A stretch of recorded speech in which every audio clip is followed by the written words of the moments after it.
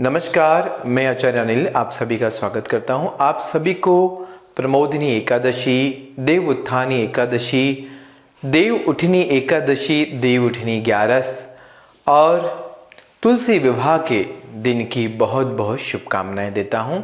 और आप सभी को भगवान विष्णु की, माता लक्ष्मी की, माता तुलसी की असीम कृपा प्राप्त हो, ऐसी मंगल कामना से आपको पुनः देव उठनी एकादशी की बहुत बहुत शुभकामनाएं। देव उठनी एकादशी क्या है, इस दिन क्या करना चाहिए, क्या उपाय करना चाहिए जिससे हमारे जीवन में भी भगवान विष्णु की कृपा बनी रहे। कहते हैं जहाँ पर भगवान विष्णु जी का वास होता है या जिनके ऊपर भगवान विष्णु की कृपा बनी रहती है, उनके ऊपर माता लक्ष्मी की कृपा स्वतः ही बनी रहती है। क्योंकि जहाँ विष्णु वहाँ लक्ष्मी स्वतः ही रहते हैं। और विष्णु भगवान के साथ अगर लक्ष्मी जी विराजमान आपके घर में होंगी तो निश्चय ही आपके घर में धन्य धान्य की कृपा जरूर बनी रहेगी। संकटसूर्य नाम के राक्षस को लंबे युद्ध के बाद एकादशी के दिन समाप्त किया था। तो अत्यधिक लंबे युद्ध हो जाने के कारण, अधिक थकान के कारण भगवान क्षीर सागर में शयन के लिए चले गए थे। तो वो 4 महीने तक अपने शयन के लिए, शरीर की थकान दूर करने के लिए सो रहे थे या शयन के लिए चले गए थे। कार्तिक मास की एकादशी के दिन, कार्तिक मास के शुक्ल पक्ष की एकादशी के दिन भगवान विष्णु अपनी शयन निंद्रा से उठकर अपने शरीर की थकान से दूर कर कर इस रोज उठते हैं। तो इस रोज भगवान जब उठते हैं तो इसलिए उनको देव उठनी एकादशी कहा जाता है, देव प्रबोधिनी एकादशी कहा जाता है। इस रोज से भगवान विष्णु जी की जो एक श्लोक है, मंगलम भगवान विष्णु मंगलम गरुणध्वजा मंगलम पुण्डरीकाक्षाय मंगलाय स्तनोहरि। तो आज के दिन से जो भी सारे मंगल कार्य होते हैं, भगवान विष्णु जी के उठने के बाद से आपके जीवन के सभी मंगल कार्य निरंतर चलते रहते हैं। और जब भगवान वापस शयन में इस कार्य के बाद जब थकते हैं तो वो भादो मास की शुक्ल पक्ष की एकादशी होती है। जब भगवान जगते हैं तो कार्तिक मास की शुक्ल पक्ष की एकादशी को भगवान का जगना होता है। तो ये इसकी एक रोचक कथा है।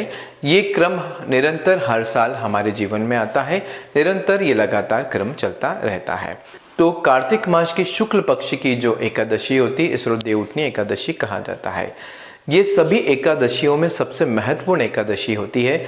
इस दिन किया हुआ कोई भी व्रत, पूजन, पाठ, दान, पुण्य भगवान विष्णु की कृपा से कहीं गुना सब फलकारी हो जाता है। इस रोज के दिन किया हुआ एकादशी का व्रत आपके साल भर की जितनी भी एकादशी है उन सब के व्रत के बराबर आपको एक दिन के व्रत का फल प्राप्त होता है। इस दिन के दिन किया हुआ व्रत आपको 100 अश्वमेध यज्ञ और तमाम बड़ी बड़ी यज्ञ अनुष्ठानों के जो भी फल प्राप्त होते हैं, इस दिन की एकादशी के व्रत से वो सारे फल की प्राप्ति होती है।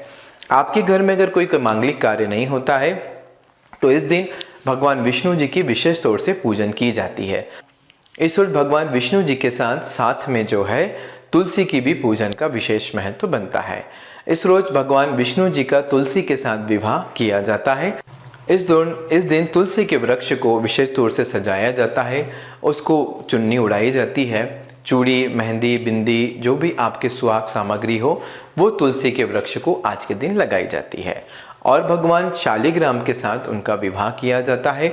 शालिग्राम जी को आसन सहित हाथ में उठाकर तुलसी के वृक्ष की 7 परिक्रमा की जाती है और ऐसा किया जाता है कि आज के दिन इनके साथ इनका विवाह होता है।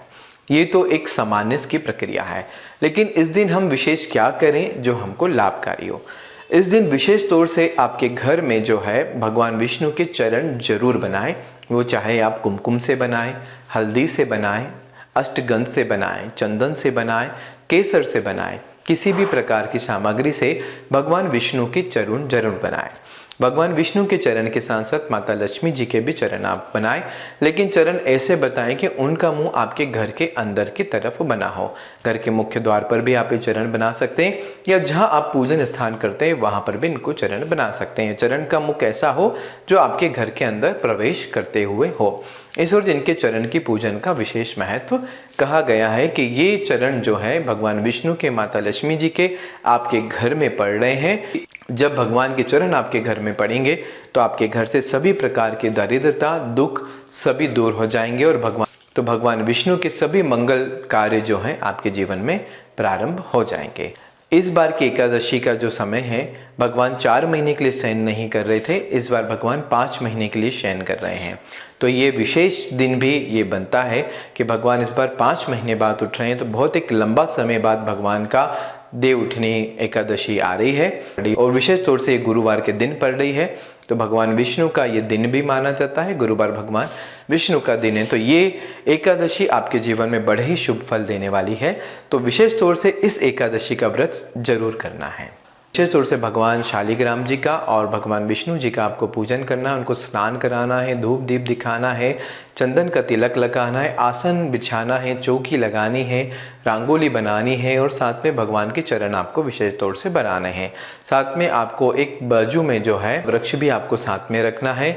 चाहे तो आप गन्ने की एक झोपड़ी लगाने, दीप आप प्रज्वलित कर सकते हैं, पूरे घर में दीपों से रोशनी करें और उनकी शंख और घंटे की ध्वनि के द्वारा आपको भगवान का ये श्लोक बोलते हुए भगवान को आपको उठाना है और उसके बाद माता तुलसी के साथ उनका पूजन करके नैवेद्य अर्पण करके पूजन करना है।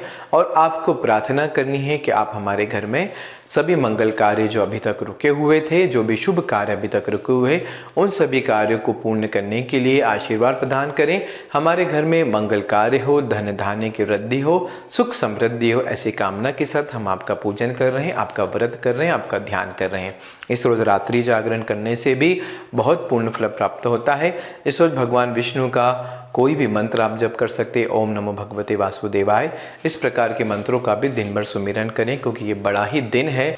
अगर इस दिन आप अच्छे से पूजन करते हैं तो भगवान विष्णु जरूर आपके घर में आएंगे। ऐसे मंगल कामना से हमको भगवान का ध्यान, सुमिरन और पूजन करें। इस दिन विशेष रूप से आप भगवान विष्णु को पीले वस्त्र अर्पित करें, खुद भी पीले वस्त्र पहनकर पूजन करें, साथ में भगवान को पीले फल, पीले फूल, पीली मिठाई अर्पित करें। उसके बाद पूजन के बाद कुछ पीली वस्तुओं का दान ब्राह्मण को और गरीबों को भी आप रोज कर सकते हैं। इस रोज विशेष तौर से एकादशी गुरुवार के दिन पड़ रही है।